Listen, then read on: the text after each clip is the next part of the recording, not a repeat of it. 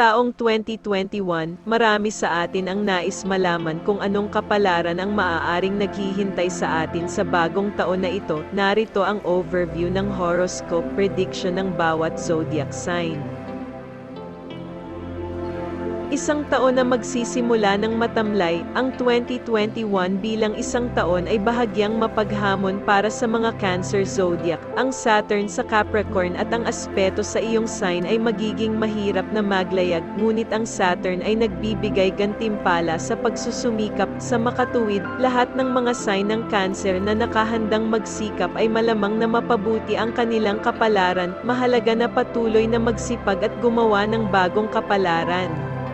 Sa pag-usbong ng 2021, ang taon ay makakakita ng isang tuloy-tuloy na pagtaas ng kita ayon sa mga hula ng Cancer horoscope. Tulad ng Jupiter ay mapagpapabuti ang kita para sa taon. Makikita mo ang pagpapabuti ng balanse ng salapi at mapahusay nito ang iyong kapalaran. Gayunpaman, ang aspeto ng Saturn sa iyong sign mula sa Capricorn ay magpapakita sa iyo ng isang pagtaas sa gastos. Siguraduhin na hindi ka magmadali sa anumang tukso at gumastos ng hindi kailangang bagay ayon sa horoscope ng Cancer 2021.